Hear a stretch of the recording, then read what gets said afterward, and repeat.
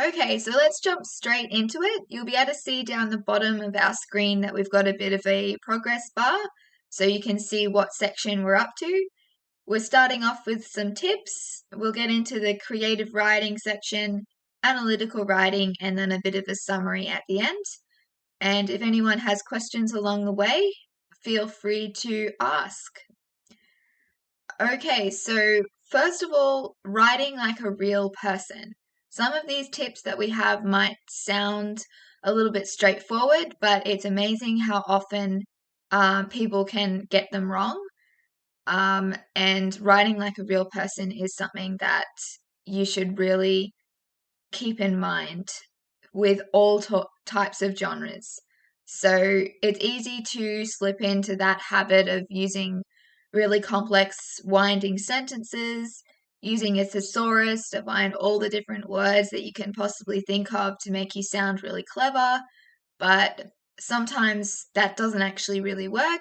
It has the opposite effect of just making us sound a little bit odd, and making it a bit unclear with what we actually mean. So we've got an example here of a don't and a do. So in reading this, we can really see this is a bit of a essay kind of example. We can really see how it's different and how it's much clearer when you just get to the point. So in writing his 1945 novella, Animal Farm, George Orwell audaciously constructed an allegorical fable which shrewdly celebrates the Soviet Union's ascension to power. So we've got lots of complicated words there. Some of them we might not even know how to say properly. We don't necessarily know what they all mean. So an alternative is to just get straight to it without the sort of adjective kind of words that sometimes we like to add in. So George Orwell's 1945 novella Animal Farm is an effective fable which allegorically reflects on the rise of the Soviet Union. So you can see that not only is that clearer, but it's also shorter. So a problem that I always had at school was your word limits. I'm sure lots of you find that's a problem too.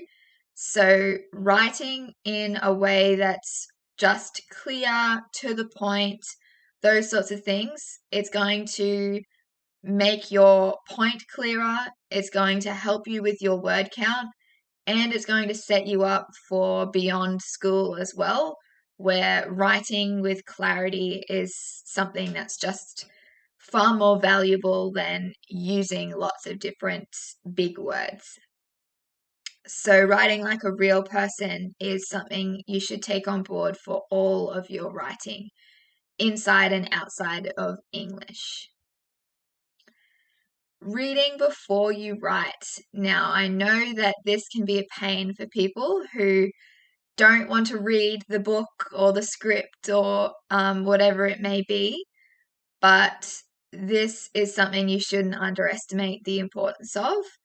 So also reading just the task itself as well. So reading and understanding the task before you try and attempt it. And it may sound straightforward, but lots of people, this is their downfall. So also to complement that, asking your teacher for clarification. There's no point trying to do something if you don't actually know what you're doing and just stumbling along. So asking your teacher if you don't know what the different parts of the task may be asking you to do. When you're given a task sheet, read through it carefully and then highlight any points as well. Because some people go and do a task and maybe they're writing an essay or answering a question and they just totally lose sight of the question that they're actually answering. And they sort of have forgotten the whole point of what they're doing. So highlighting those key areas makes sure that you know what the task is, what the marker is looking for, and exactly what you need to be writing about to meet those requirements. Also, writing out important instructions in your own words. So when you're just reading through those things, like I just mentioned, you can sort of translate it into words that you understand better. This is particularly helpful if your teacher's going to go through the task in detail, which they often do. And if they're going to do that, then sometimes they come up with some really helpful things that they say that make something clearer, that give you an idea or a hint. Writing those things down, just scribbling them in the margins on your piece of paper that you've got or on your device, they can be real gems for later on when you're actually doing the task. So reading the task, understanding the task, asking questions, and using your highlighting and your annotations as well. And then, of course, what I mentioned before, reading the whole script or the whole text if there is one. So it's even best to read it more than once. So for an essay or any kind of task where you need to base something on a original text, it's much more valuable to read the whole thing rather than researching to find summaries or reading the blurb or watching the movie version. So that is something that I cannot recommend enough. Some more tips, going with the flow. So making sure that things connect is really something that contributes to clarity. So if we think of an essay, you have a thesis, and a thesis is just your argument. It is what your take on the question. So if it's asking you, what extent do you agree with this particular statement, your thesis is saying, this is what I think. You're not using first person, but you can think of it as that. You can think, this is you stating your position on the question or the prompt. And then as a result of that, all of your arguments are, all of your points, all of your 3 body paragraphs are the arguments that are supporting your position on the topic. And that's why they need to be connected. They need to flow together because it's you building, it's you constructing that argument that's all working together to support a broader argument. Your thesis is your umbrella, and your points are coming underneath that to support it. So thinking about connecting your ideas, having linking sentences, those sorts of things, that's why those things are important. Topic sentences as well, they need to clearly say what each paragraph will be about, and that will help with flow too. Giving yourself time to improve. So you want to have a reasonable amount of time to have a drafting and redrafting process. When you have the option of having a draft that you can get teacher feedback on, that is incredibly valuable in every subject. So the way I approached it at school was that I just treated the draft due date as the final due date. I know that that's easier said than done because you obviously have lots of things to juggle when you're at school, but making it so you are doing the absolute best you can for your draft means that your teacher can give you feedback on something that you genuinely are proud of, that genuinely reflects your knowledge, your skills, and you can get feedback on that.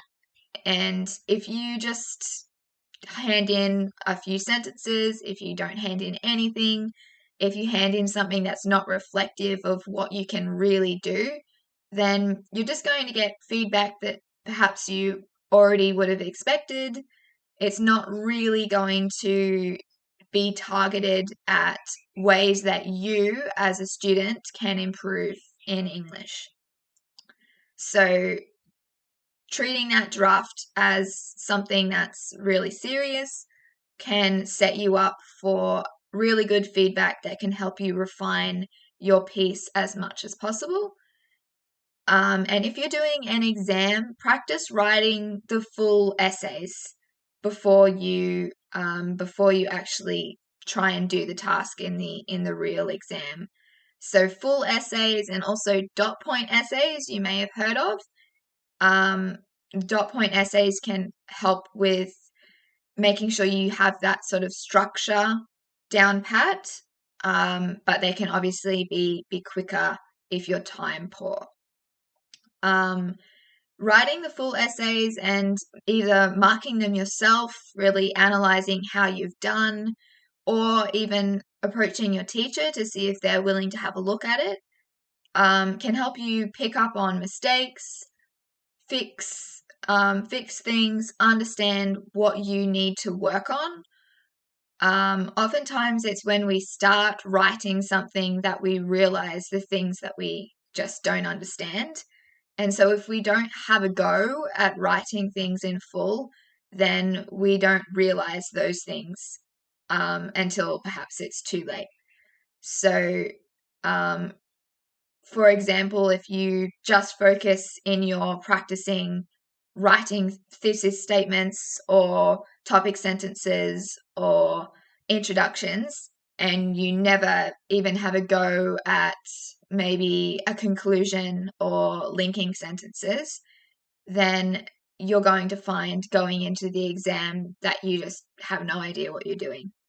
So the full essay, the full picture, is something that you should be aiming to do, and also doing that in exam conditions.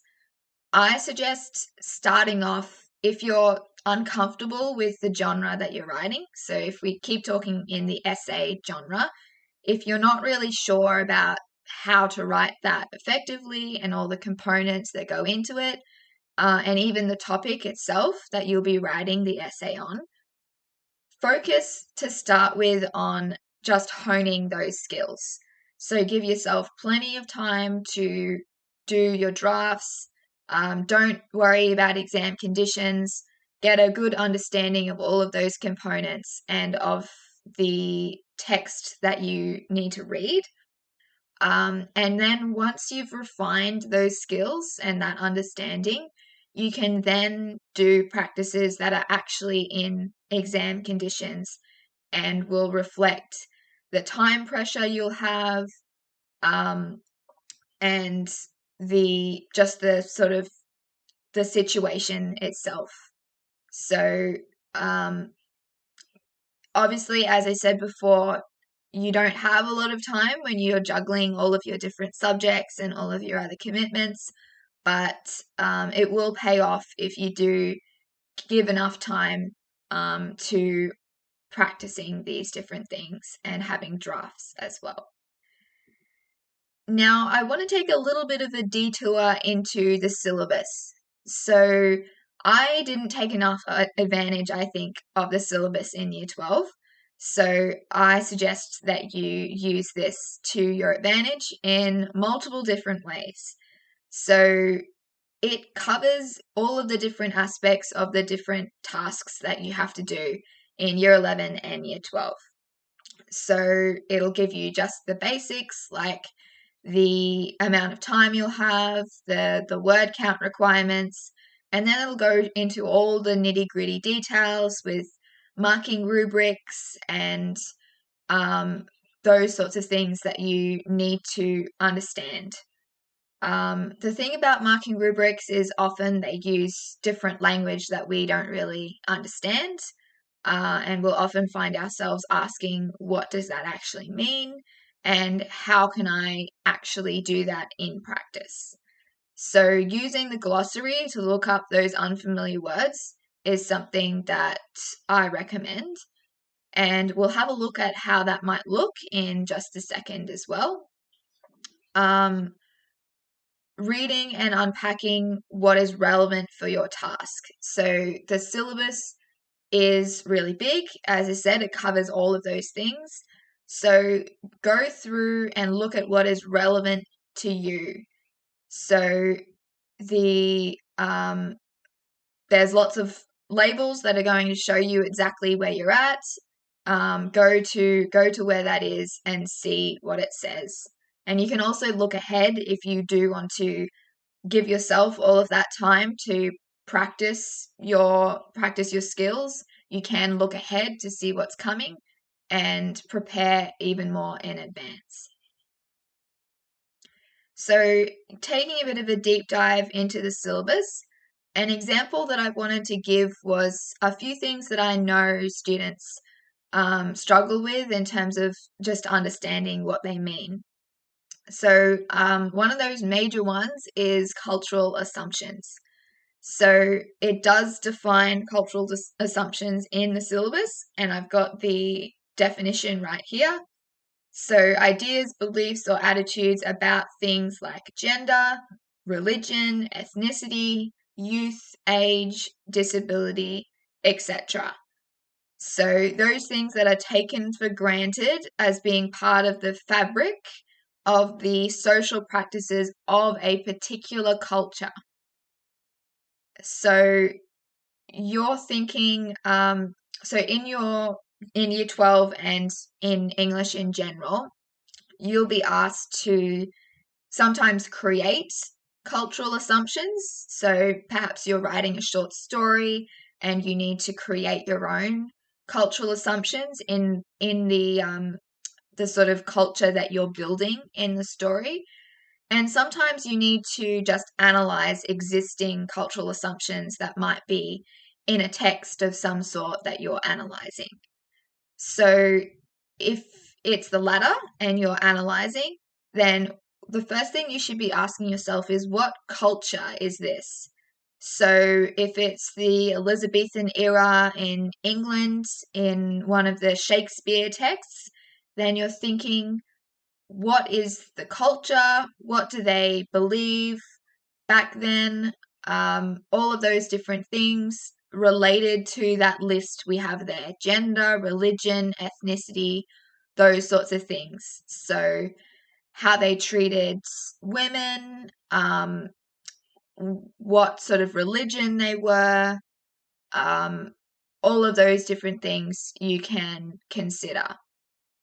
And then perhaps if you're looking at another example like To Kill a Mockingbird in 1930s America, Southern America, then they had lots of different beliefs that are very different to us today about race and ethnicity.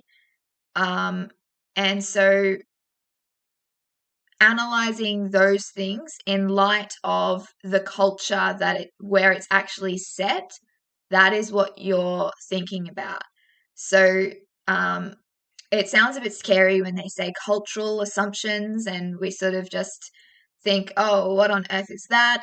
But I'm sure you all understand what an assumption is, what a belief or a value is. And so it's just all of those things in relation to that list we have of gender, religion, etc., in the setting of that particular culture. So that's when you're analyzing, and when you're creating, you have free reign to create your own. So you may be given some instructions in terms of the sort of genre or the sort of setting that you have to conform to, but you are giving your characters and your story all of these aspects. So, for example, youth, maybe it's something about how certain people are treated when they're young, maybe it's sort of an age discrimination type thing that you're looking at in your story.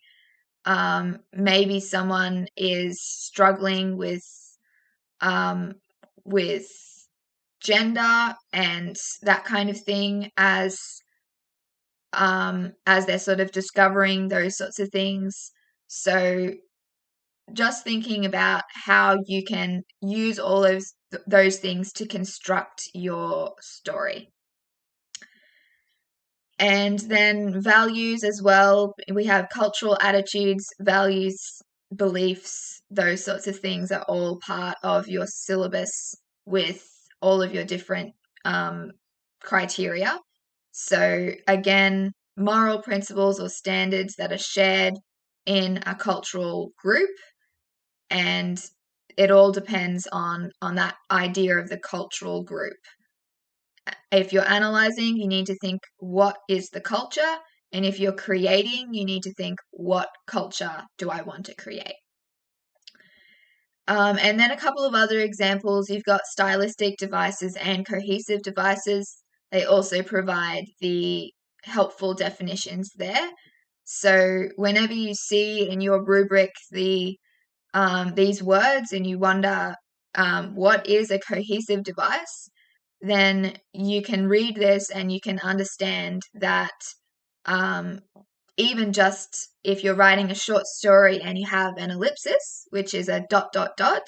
that is a cohesive device. A connective, you can have things like however and because and things like that, things that connect ideas. So it's not just a whole bunch of really tiny sentences with no sort of connecting points between them. And we all know what synonyms are with our thesaurus.com. That was a good friend of mine in school. So those are cohesive devices. So those definitions in the syllabus are something that I recommend you go through, and they can really make the marking rubric a lot more meaningful for you. And that can then, of course, help you tailor what you're doing in your task to meet those requirements a lot more effectively. Talking to yourself. So what do we mean by that? So we've got two different parts to this. One of them is just reflection. So just repeating the same method over and over again that may not work particularly well is not going to help you get a different or better outcome next time. So reflect on your experiences, your results, your feedback from grade 11 and before that as well, and throughout what you've completed so far of year 12, and then pinpoint what you need to work on. Not only that, but also your strengths as well. So you can keep repeating those strengths and maintain that, and you can work on the things that perhaps you find a little bit more tricky. So within that, make sure you really understand the feedback. I know that when it gets to the end of a term, you get your result back. It can be like, it's done, it's over, I'll never have to write a persuasive speech again. The thing about that kind of attitude is it might mean that you don't fully understand feedback that you've received, and that means that you may not be able to really use that to your advantage to ensure that you do well in future in those areas. As I've mentioned already, there are things that carry over between each different genre of writing in English in terms of the rubric that you're marked against.